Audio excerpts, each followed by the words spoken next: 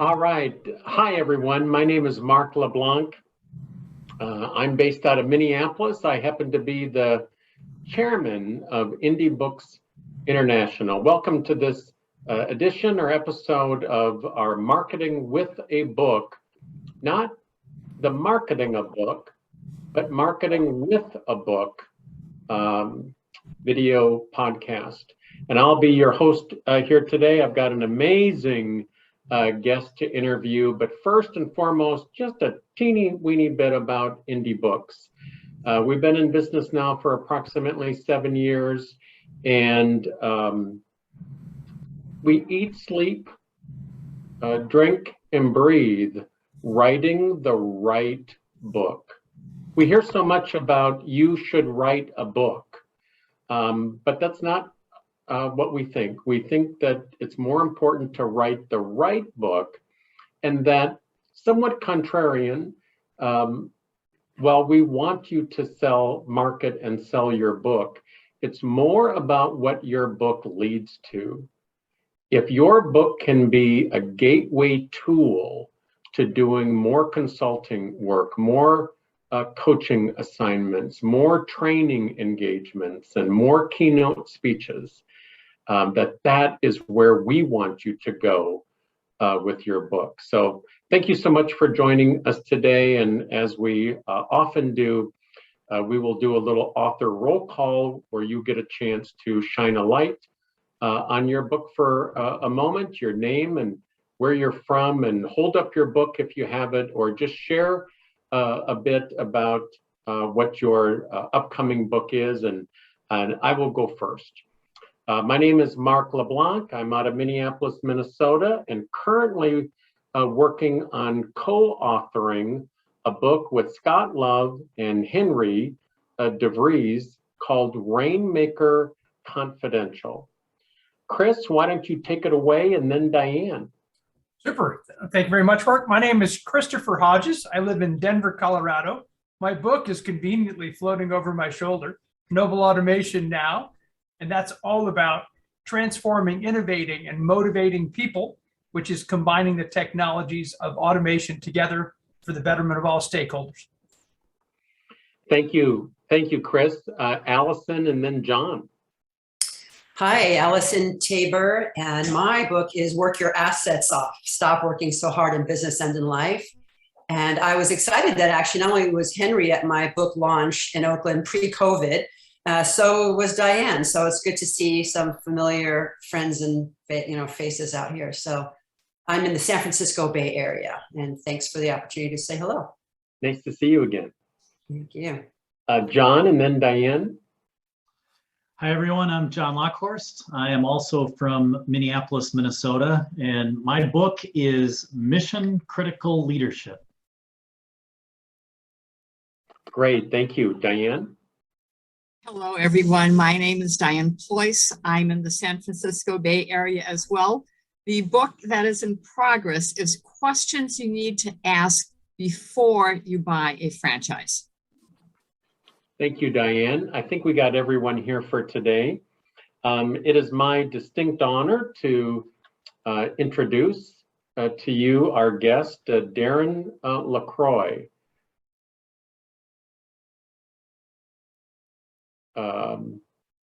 There we go. Darren LaCroix, a friend of mine over many years. We've had a similar journey and path along the way.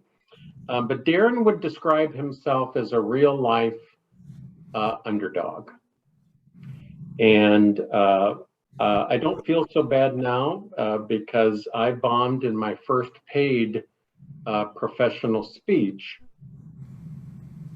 And I remember it like it was yesterday, and ended up the president of the National Speakers Association. Darren has a similar journey where after a failed business in 1992, Darren took a dare and took the stage in an open mic night at a Boston comedy club. He bombed miserably. It was horrible. The headliner that night told him, "Keep your day job, kid." Friends told him that his dream of making people laugh for a living was crazy and stupid. but he didn't listen. Less than 9 years later, in 2001, Darren LaCroix outspoke 25,000 contestants from 14 countries and became the world champion of public speaking.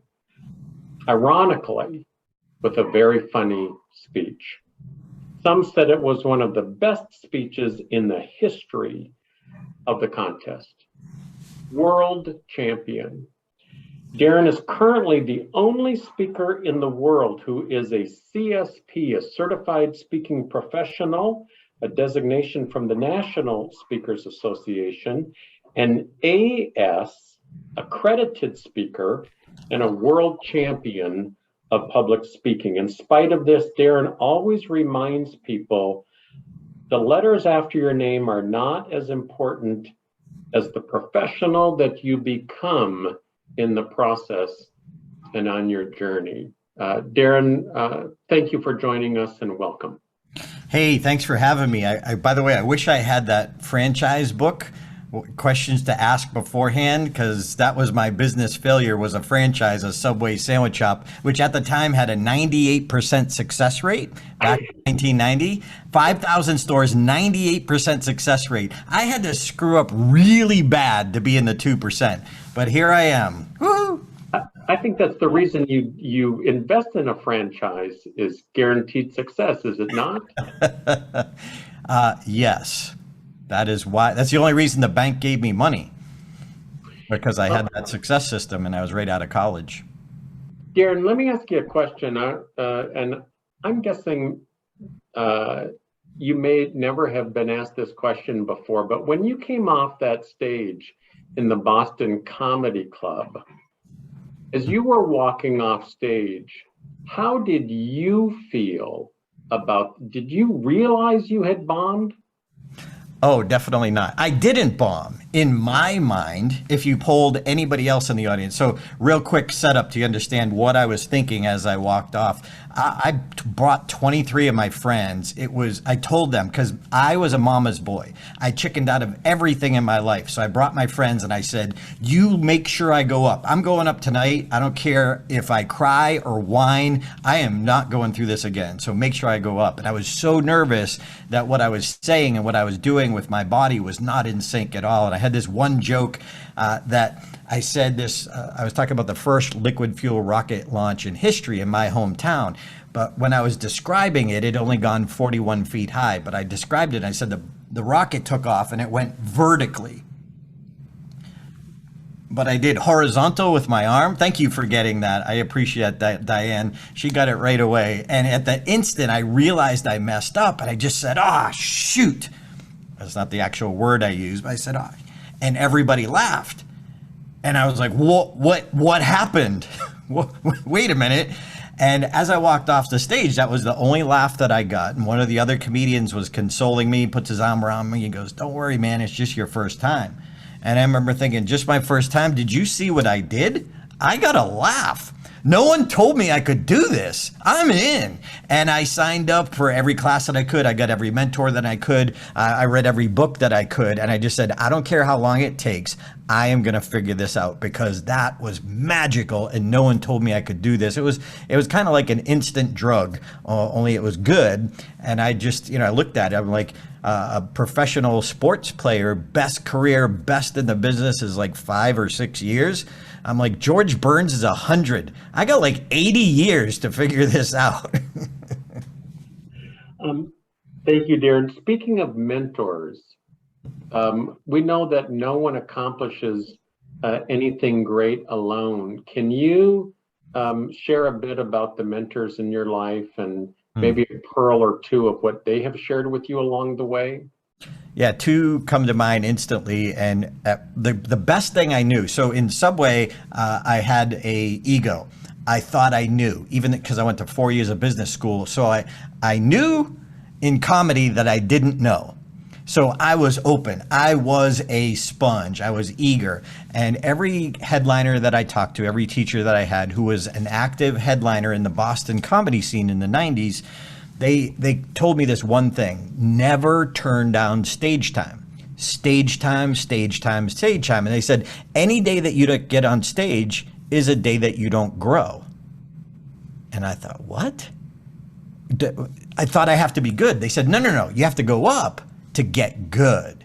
And that was a shift in mindset. So my license plate, I live in Las Vegas. My license plate in Las Vegas says stage time. I never want to forget the one habit that I just took on and lived.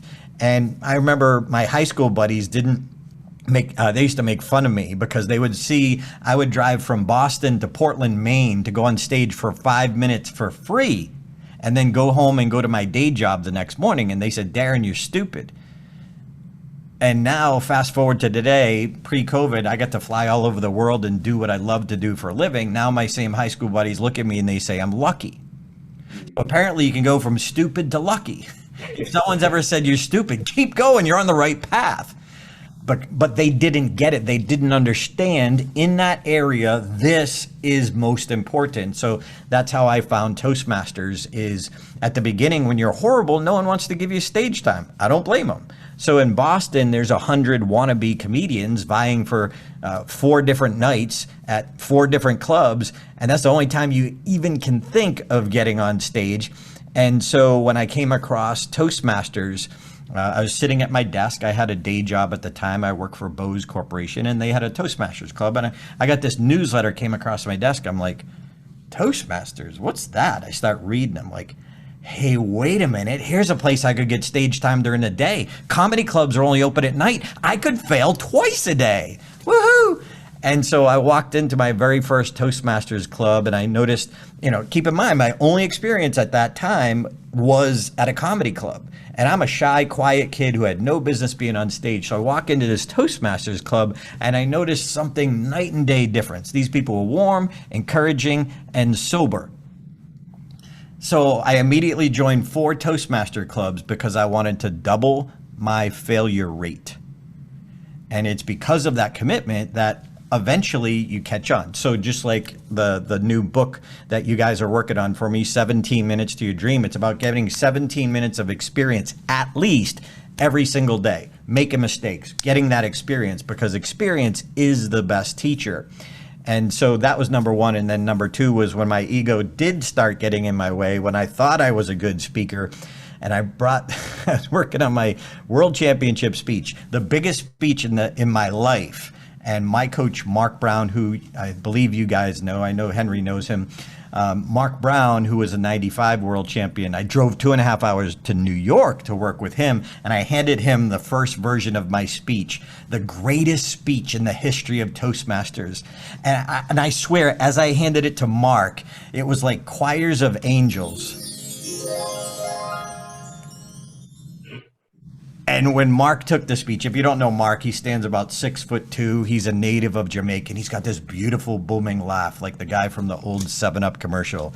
Ah, ha, ha, ha. So I handed it to him. Mark looked at it.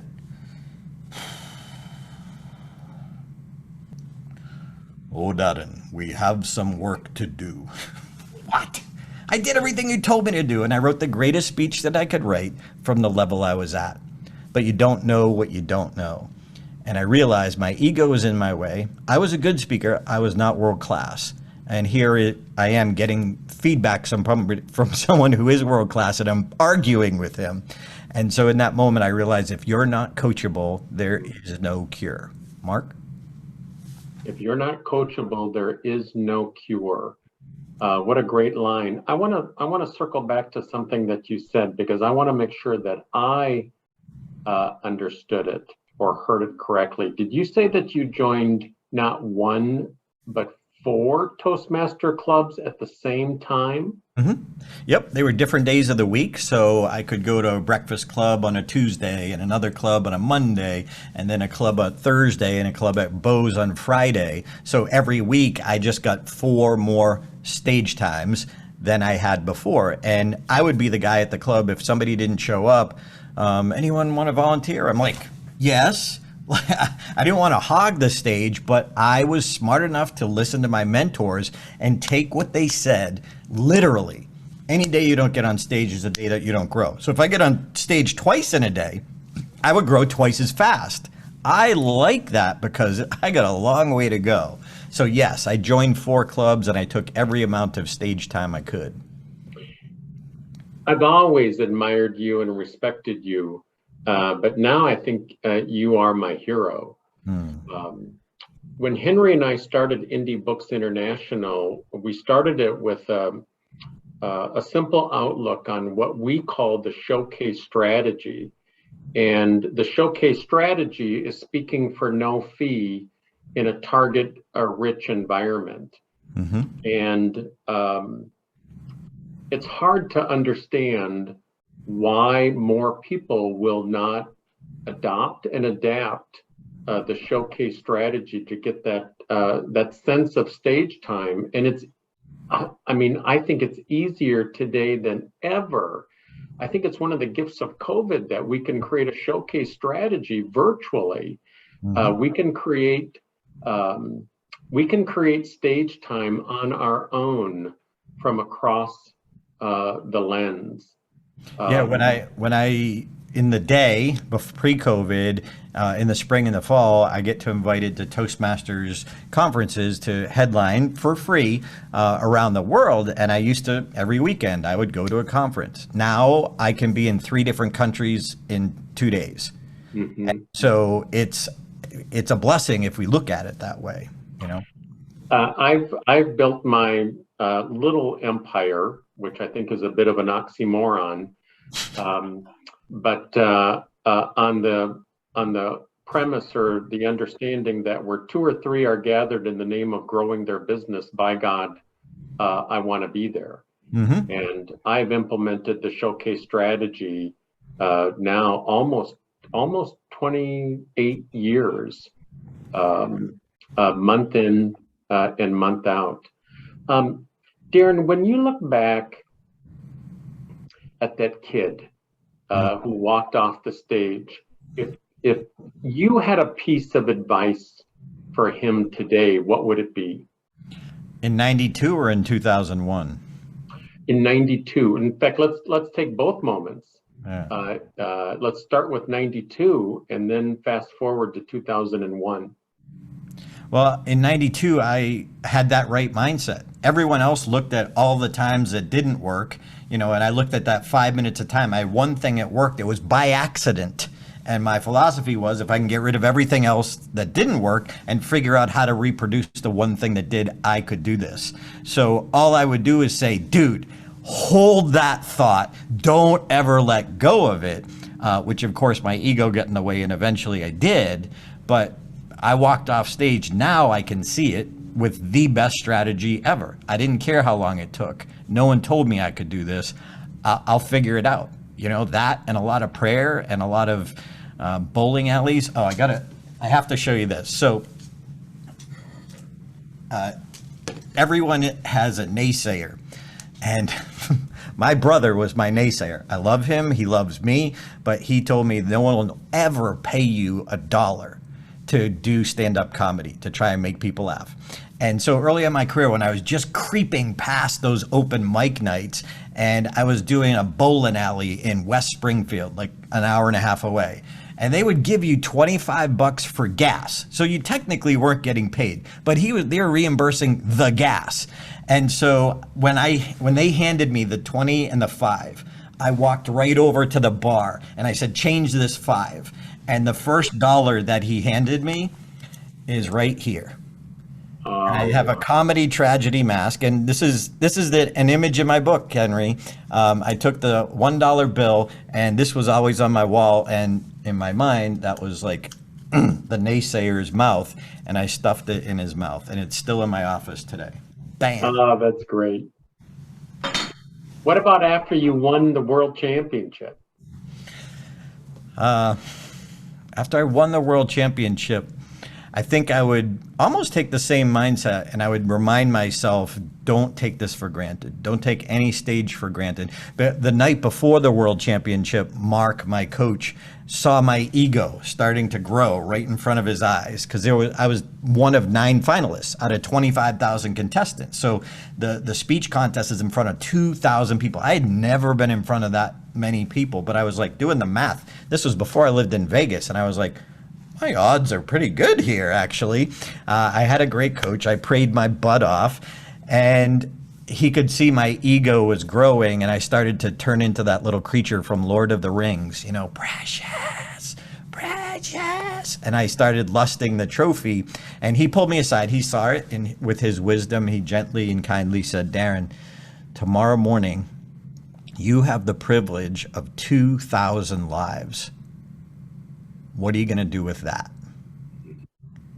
And for 7 minutes, I had the privilege of 2,000 lives. So I literally, right now, I keep that mindset. And right next to my camera, like it's the last time. Someone in your audience, it is the one and only time they'll ever hear from you. We get the privilege of influence. Don't ever take that for granted. And again, for a while, I was humble. It took me 2 years to fully absorb how my life would change. I had never been out of the country in my life. And a month later, I got invited to Malaysia. I was like, what's Malaysia? I didn't even know that was a country. Honestly, I didn't. And going there to speak, it was kind of crazy. So my life changed. I would just tell myself that same thing, like, don't forget this. So in the moment, like I think, Henry, you've seen the acceptance speech. I'm flipping bawling. I use the video now to connect with my audience because in the moment, like I had never won anything in my life. I've also never worked so hard in my life. So I would probably just encourage myself, dude, it's time to quit your day job. Because it took me a month and a half. And here's a story most people don't know related to marketing. I won August 25th, 2001. At that time, I was like, okay, I can use this. I can get on the Tonight Show. And if I get on the Tonight Show, my career will blow up. And so I heard about a publicist. I hired one of the best publicists that I was aware of, $12,000, $3,000 a month. And put it all on my credit card. I was like, it'll pay off. I know it'll pay off. And if you think of the date and the timing, 2 weeks later, September 11th happened, and all of my money was gone. And I was scared. And one of my buddies came up to me. He said, when are you going to quit Bose? When are you going to quit your day job? And I was like, well, in January, he said, Darren, you've been saying that for 4 years. When are you going to quit? And I thought about it. And I said, but Bose is my safety net. I have a flexible schedule. I can go do a speech. I come back. I still get my benefits and I still get a check every week. And he said, Darren, Bose isn't your safety net. It's your drag net. And that was right between the eyes. And I didn't want to quit because I wanted to buy a house. I didn't have a mortgage yet. I didn't have a family. I wasn't married. I didn't have kids to support. Well, those are exact reasons I should do it then, because I don't have any of those obligations. So my coach, I had two coaches. My other coach, I got a call from his son that he passed away in the middle of the night for no apparent reason. And he was the only guy in the room who was more excited than I was when I won, because it was his dream for years to win. And so he got a piece of that victory through helping me. And so I was invited to talk at the funeral, and I said, what do you say about a guy who helped you have the coolest moment in your life? And he had said one brilliant thing worth sharing too. When I had won 5 levels of the World Championship speech contest. There's 6 levels. So I had won 5. And Dave, my other coach, had been to the 5th level, but he never even placed. And Mark Brown just happened to be speaking at that convention when I won the 5th level. And Dave, after I won, walked me over to Mark Brown. And think about this. He walked me over to Mark Brown and he said, Darren, I can't take you where I have not been. I can't take you where I have not been.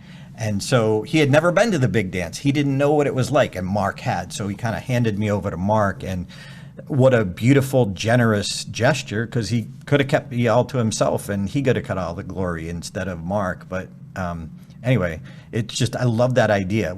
You can't take someone a place you haven't been in. I see a lot of paid people who want to be paid speakers. They want to teach people to make money in, say, YouTube, and they've never made a dime. It's like, no, Anyway, okay, I'm back. Go ahead. Well, thank you, Darren. And I don't want to assume anything, but after 2001, did you say it was August 25th? Yes. I would assume that forever you have been well since then, and you were discovered and you arrived at a level of success that has been consistent now for going on 20 I, 20 I years. I admire the straight face when you ask that.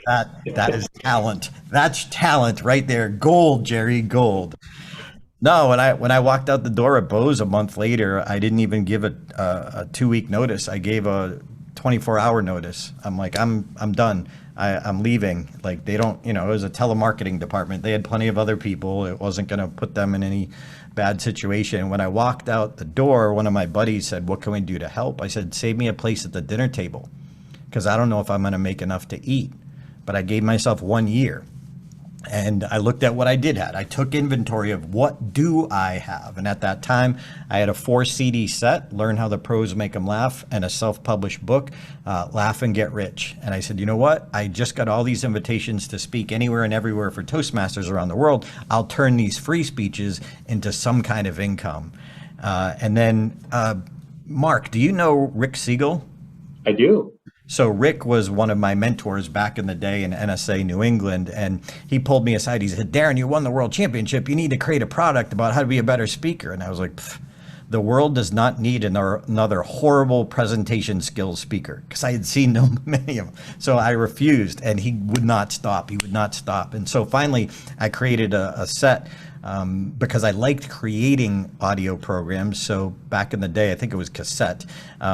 But anyway, I created a program called Speak Like a Champion. And I just I had recorded every step of my process. So I had the process I went through, the questions Mark asked me.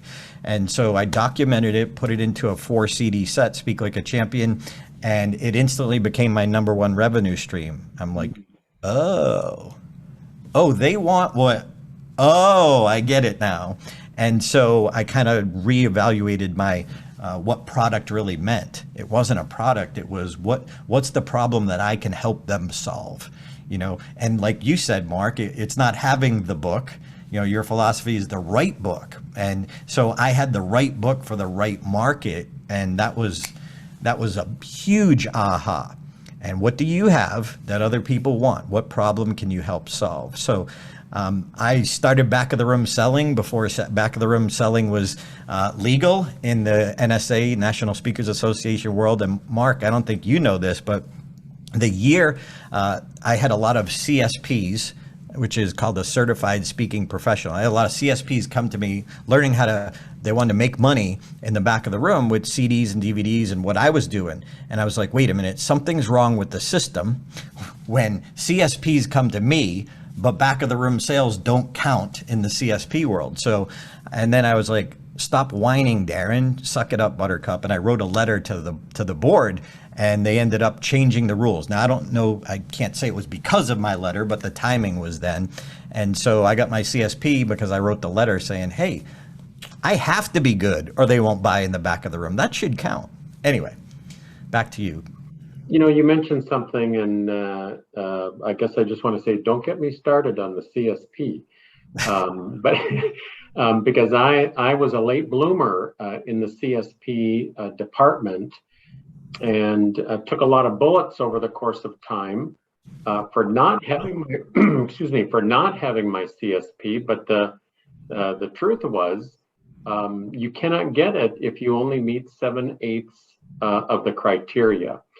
But through a couple changes, maybe it was, part of your letter was part of the impetus, and they did change the game a little bit. And I did receive my CSP in 2018. And something that I want to encourage our listeners in our studio audience, as well as those that might be listening or viewing this episode, is whether you are a member of NSA or not, go to nsa.org and download the criteria for earning your CSP, because that may come around at some point in the future.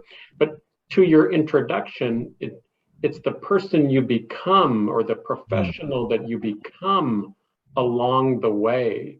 I never would have known it until 2018, but had I downloaded the papers and the requirements and just started filling in the forms. I mean, it's less than 5 minutes per engagement. Why not start tracking your progress along the way? Would you agree, or? Yeah, and in fact, Toastmasters has a designation called the accredited speaker, which is like their version of the CSP, but it's a lot lower hoop to jump through. But anyway, I was dared, and I was like, I'll do that. And the process, I was inspired by the thought that Jim Rohn said. He said, make it your goal to be a millionaire, not for the money, but for the person it makes you. So I said, why not? I went through the accredited speaker, and one of their things they needed to do is go back to previous clients and actually reach out to them and give them a survey that goes directly to Toastmasters that would say, we had Darren in, he rocked, he helped the audience, we're glad. And yes, we paid him X amount, whatever that was. And so I'm doing this and I'm reaching out to past clients, and I got rehired by one of them because I reached out. Like, duh, this is what I should have been doing anyway. If somebody's hired you before, I know this from Bose Corporation. When I worked in the direct marketing division, if you called in and asked for literature, they would mail you till you buy or till you die. That was their philosophy. But if you purchased an acoustic wave music system or a Bose wave, if you purchased, they would mail you twice as much, which seems counterintuitive. But your best customers are your best customers. So if you're listening to this, when's the last time you reached out to people who've given you money in the past? Just check in, see how they're doing. What else could you do? It might be the best time spent. Mark? I love it. And I think we think a lot alike. And so glad to hear that. That's where your sliver of gold is maintaining those relationships. In fact, it was one of the reasons why it took me so long to get my CSP, was because I had fewer clients that I spoke for more often, and was difficult to jump over some of the barrels and through the hoops because I didn't meet a number, several of the metrics. So I think that you're spot on. I think for a lot of speakers, they love having a list of satisfied clients, but for many, the thought of going back to them is really scary. And I think part of it is they might ask for their money back. Well, the fear of finding out that just maybe I didn't do as good a job as maybe I thought I did. And I don't want to open up that door again, but in reality, and we all have an off day here and there, but in all reality, your list of past clients there's a sliver of continued gold in there. Darren, you're sharing so much with us. I want you to describe, and I'm specifically going to look at maybe the last 20 years. I've got to think that there's been a moment or two when the world thought you were amazing, but your back was against the wall. Can you describe a valley that you've been in, and maybe what caused it, or what you did to get through it? Yeah, in 2018, I was working hard. I have a staff of 5 people at that time. And when I had the staff, I was always a hard worker. I had no problem working hard. And that was one thing I did learn from Subway and took away from that. But what I wasn't doing, as a reminder, is I wasn't keeping track of my numbers. I wasn't staying on top of if my marketing was working or not. And in August 2018, I had to pull my staff aside and apologize. And I said, I don't know if I'm going to be able to cover payroll next week. And honestly, I did not. And so I was dying and searching for something. I was praying about it, and I ended up going to I was a big fan of ClickFunnels. And I went to an event. A friend had invited me as a guest for free to go to this ClickFunnels event that they paid a ton of money for, Russell Brunson. And I went there and I was like, okay, I got to walk away with some strategy. I got like a week and a half. and I'm not going to have enough money in my account. So they brought me back, and I searched out every like advisor there was, every consultant, ClickFunnels consultant that was there, you know, who are independent but working with ClickFunnels. And I had ClickFunnels. I liked ClickFunnels at the time.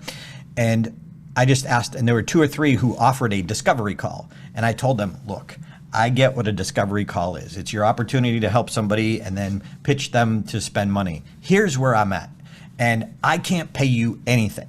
If, you know, I can turn my business around, I will be happy to. But as long as you understand that I got nothing, and I just opened up and I was transparent. And so 2 of them were still more than willing to do this discovery call for me.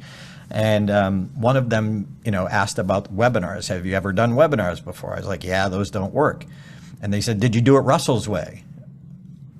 Webinars don't work. They're like, did you do it Russell's way? And I was like, no. And so one of his books, Expert Secrets, I didn't even realize it, but literally it lays it out slide by slide. And I was like, you know what? My way didn't work. I got to make some money by next week. And so I literally, this woman said, look, you've got a huge list. By the way, your number one asset is your list. Always be building your list. Build your list, build your list. It's your number one asset. And so I did have a list. And so she said, send this email, set up a Zoom thing, do a webinar. And then that night, like the night before, so this was like Thursday. So on Friday, I said, okay, I'm going to do slides his way. I got nothing to lose. And I literally thought, you know, an hour or 2. So I'm going through the whole book slide by slide. It took me till 3 in the morning to actually finish it. Had the new slideshow, did it his way, and within 2 days, I had $4,000 from a free webinar. I was like, oh, damn! It's that ego thing again.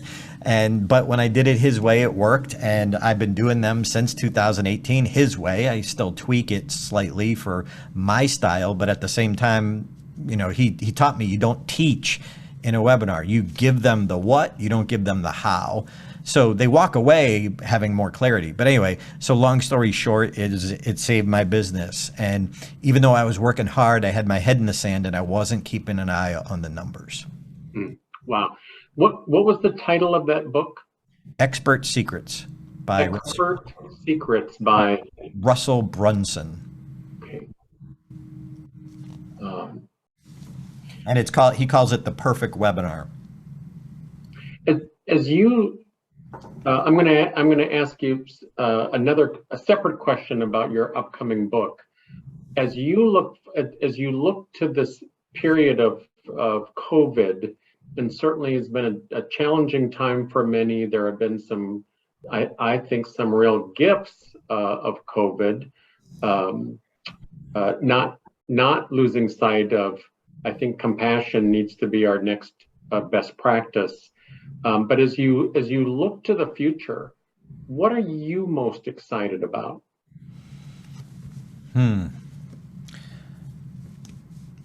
Well, without sounding like a suck up, I am looking forward to having the book done by you guys. And it's, I started off with humor. That was my category. Back in the 1990s, because I came over from stand-up. I wrote a book, business book, Laugh and Get Rich. Those were the only 2 subjects that I cared about, and I co-authored it with Rick Siegel. And then all of a sudden, speaking and presentations for 20 years, literally 20 years has been my subject. So I'm actually excited to go back to this book, which, by the way, I don't know if Henry told you, Mark, I wrote it in 17 days. Ironically, it was like a download. I had created the speech, but then I live in Vegas. I went to Lake Las Vegas every day when I had the thought, I got to make this a book, because it helped my students and they put it to action and it worked. I was like, I need to make this a book. So I went there every day for 3 or 4 hours and it just poured out of me. God bless Henry and the editors for fixing all of my dyslexic mistakes. But I'm really excited about going back to what I believe in and what got me here, which is the motivation to go continue when nobody says you should do this, you know, giving other people that thing. Like, no one ever told me I could be a comedian and I could be on stage and help people and make them laugh.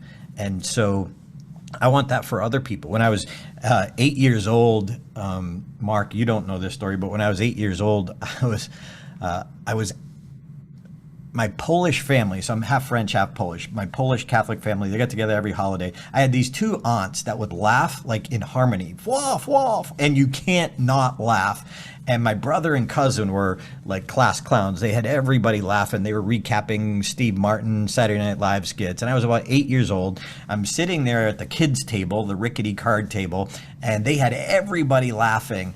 And I just loved seeing that. I wanted to be a part of it. So I stood up and I threw out a punchline and I hushed my whole family.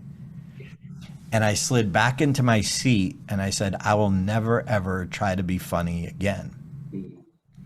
So fast forward to 92, after my Subway failure, my buddy saw that I was depressed and he gave me these motivational tapes of Brian Tracy. And I'm driving down the road and he asked a question. He said, what would you dare to dream if you knew you wouldn't fail? And my answer was, I'd be a comedian. I'm like, where'd that come from? And all of a sudden the voice of reason said, but you're not funny. But that wasn't the question. And I believe that question at the right time from Brian Tracy woke up that 8-year-old dreamer. Mm. And so the fact, like if I died tomorrow, it would be okay. I got to do and be on stage and do what I love. It's not going to get too much cooler than that one moment in 2001. But hey, I appreciate every one of them. Darren, thank you. And give us the title of the book. At the current time, until I get a slapping from Mark LeBlanc tomorrow, it will be 17 Minutes to Your Dream, How to Get the Breakthroughs You Need. Well, the title means a lot more to me today than it did when I first read your manuscript, but I do look forward to just chatting with you a little bit about that. You know, in the world of professional speakers, it seems as if there are a number of different genres of speakers. And so many speakers have the dream of earning a fee in front of an audience. And I know that you've done that. But I also know that you have staged a lot of your own events and retreats. Can you talk about that for just a moment? The power of staging your own events. Yeah, these are the current book titles that are book covers that are fighting it out, and I'm losing. But anyway, sorry. Going back, I was trying to connect that in, but going back to my own events. Hosting my own events. I'm sorry, please remind me of the question. I'm only a man. Yeah, the opportunity with staging your own events. Well, I remember I used to be enamored with the NSA stage. I wanted to be on the big stage. I thought that was cool. And after I started realizing, oh, there's some politics going on behind there, and I'm not great in the right people's mind. And I used to be frustrated. I grew up and I realized, hey, I can build my own stage. I can have my own events. And at the time, I was actually teaching a humor boot camp. So that was the one event that I had, which I created with my comedy mentor. His name is Dave Fitzgerald. And together, I brought him into the speaking world. He helped me write jokes. And together, we created this humor boot camp, which I've trademarked. And that was my one event. And then after 2001, I teamed up with the other world champions, and we have a storytelling one, how to create a presentation one, and basically branched out. And then our big one was called Lady and the Champs originally. So I remember both Henry and Mark, you know Patricia Fripp, of course. I called her up one day and I was very sheepish because she's Patricia Fripp. I'm down here. She's a legend. And I called her up and I said, Patricia, I have this idea for an event. And for those of you who don't know, she's British and very proper, and she's awesome. She has a heart of gold, but she's very direct. She says things to me like, Darren, we don't say the word stuff, smack, and she hits me. But anyway, so I asked her, I said, Patricia, would you do this event with me and the champs? And marketing wise, we were celebrities in Toastmasters. She was celebrity in NSA, which we were not. The reason behind teaming up was she had a different list than we did. So we could tap into her list, she could tap into our list, so we could bring it together and market this event. And so I said, Patricia, and here's what we'll call the event. Lady and the Champs. She said, I love it. Let's do it. And so on the name alone, she gave us that one shot to win her over and get her on our side. So anyways, that's great. I introduced her at a meeting once and I said, 3 champs and a tramp. And she thought she howled at that introduction. If you had, I want to go back to writing a book in 17 days. What piece of advice would you have for somebody who's gotten stuck or stalled out or is languishing in the writing of their book? Consistency. You're going to have times of doubt. The best advice I ever heard was write before breakfast, so the rest of your day doesn't get in the way. But for me, it was like, I need to do this, and it was the consistency.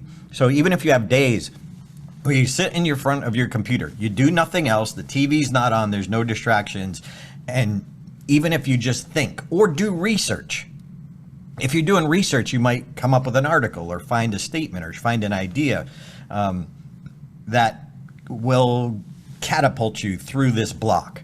So the 17 minutes one was just I was obsessed. I had the keynote speech. It helped people. So I already had it basically planned out, but then it was just sitting down and like letting it flow. And that's never happened to me for any length of time like that before. So all I can say was divine inspiration. And I was just the fingers touching the keyboard. But really, again, it goes back to, I want to help that 8-year-old dreamer in my audience who's listening to me, who has that self-doubt. I had huge self-doubt. I wasn't even funny. No one ever said I should be on stage. And yet the consistency of stage time. So it's writing time, fingers to keyboards, and just keep it. And even if you don't type a thing, if you sat down and focused thought on it, you're that much closer to your next breakthrough. I don't know if I've answered that, Mark, but. I needed to hear right before breakfast. Henry, note to self, I think that could be a book title. or a chapter of a book. And we certainly are also fans of consistency. And you mentioned sucking up and regardless of, one of the things I've always admired about Henry and being a business partner with Henry is that we don't really care if somebody works with us or not. We just want to be helpful. There's a lot of different paths to publishing, and if we are somebody's cup of tea, great. But if we're not, we want to be as helpful and as generous as we can, because we think on our tombstone it should read write the right book and make your dream come true. Because I think that for so many people, their dream is at risk. Absolutely. And in my book, I have a chapter. It says, you are the CEO of your dream. You are the CEO. You can't delegate that. It's your dream. You are the CEO. And if I can share one quick idea from it. So what I did, the premise of the book, and truly what I did is I had a dream that I let go of because of my business failure, which is to write a screenplay. Henry and I were talking about that earlier, write a screenplay, which is my quote unquote Rudy story. And I took 8 years to write it. And when I was done, it was 2018. And I quit my dream because I had to focus on my business. So I put it aside. Really, what I was afraid of was I didn't know how to sell it to Hollywood. Writing is one thing. Getting a movie company to take it over is completely different. So in January 1st, I was like, you know what, my friends, all right, this might sound lame, but my friends did a, what do they call that? When you dive into the cold water on January 1st, the polar bear plunge or The something polar like. plunge. It doesn't have the meaning. I said that to a group in Alaska, and I'm living in Vegas. They have to cut holes in ice. We just, ooh, it's a little chilly. Ooh, big deal. But my friends were doing that. I think you guys might know Mark Camp, fellow speaker, but he actually said, come over and do a polar plunge. I said, you know what? That's not going to change my life.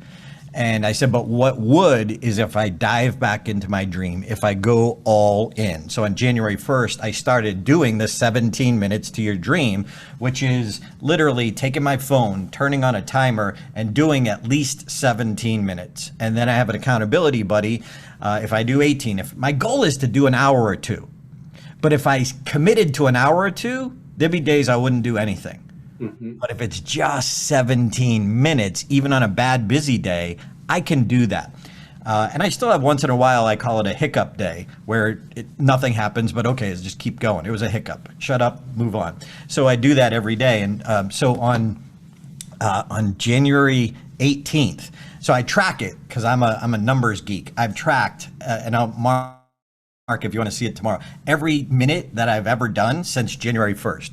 And so on January 18th, I said, you know what? Let me go back to my research that I did a couple years ago and find the like movies and the like directors, the companies that build, create movies like Rudy, like The Rookie, like Miracle, like Soul Surfer. So I'm like looking at my notes, and I had Sean McNamara and I had Soul Surfer, and I'm like, I think he did that. So I went on the IMDb site, the International Movie Database site, and I'm doing my research, and I look and I'm like, sure enough, Soul Surfer 2011. And I was like, I wonder what else he did. So I look, never heard of it, never heard of it, never heard of it, never heard of it. And I get to the top and it says Butch Bradley live from Las Vegas. I was like, what? He produced a stand-up comedy show on Amazon Prime. Sean McNamara, the director of Soul Surfer, produced Butch Bradley live from. Butch Bradley used to open for me back in the day. And I was like, what? You know Sean McNamara? And I was in the audience when they filmed it, didn't even, had I not done that research, I wouldn't have even known I had a connection. So anyway, I said, hey, I called him up, Butch up the next day. I was like, do you know Sean McNamara? He said, yeah, of course. He goes, in fact, I just came back from Oklahoma. I just filmed this scene for the Reagan movie. They're doing a movie now about Ronald Reagan where Dennis Quaid plays Ronald Reagan. He said, I played the comedian in the movie. They brought me over to play that scene. He goes, I was like, what? And so he connected me with the company that Sean and David Brookwell have, and I was able to submit my script to them. Now, I have not heard anything back. I've submitted it twice, but I'm following up on every lead, just like I did in my old stand-up days, anyone that could possibly. So my point is, that day that I did only 38 minutes that day. I did only 38 minutes. You don't know which minutes will matter. You don't know which minutes will matter. And that's the point. So I might even have a screenshot of it. But anyway, so that answer that or? It sure did. Darren, I just want to shine a light. Your website is darrenlacroix.com. Yes. And I believe that you have a gift for our viewers and listeners. Yes. I've been coaching presenters for 2 decades, and I've seen every mistake, and I see the same mistakes over and over again. So I created a freebie giveaway called the top 10 speaking mistakes. I've seen it over and over again. So if you go to, you can find it on darrenlacroix.com, but beasponge.com is a little bit more direct, beasponge.com, and you can download, it's free. You're signing up for my newsletter, but you can opt off of that if you want, no worries. But it's a PDF download of the top 10 speaking mistakes, and because of virtual, the top 10 virtual mistakes. So 2 separate reports, they're free. Just check out beasponge.com. Darren, I'm excited about your book because I've had an opportunity to preview and read your manuscript, and To our listeners and our viewers out there, Darren LaCroix, if you've not been familiar with his work, you now know that he's not only a great speaker, but an award-winning presenter, a man of faith, and an all-around great guy and mentor and coach and speaker and friend. Darren, count me a fan. And thank you so much for being with us today. Thanks for having me, and thanks for what you do for people. Like if you guys are considering working with these guys, they're professional. They get it. They get it. It's not just have a book. It's have the right book for the right market and making it a good book. So let them guide you. I have invested twice in this year with you guys, creating 2 books through you. So you have my friendship and you have my money. And I'm thrilled about the outcome you're going to help me get. So thank you guys. All right. Thank you, Darren. And that's a wrap.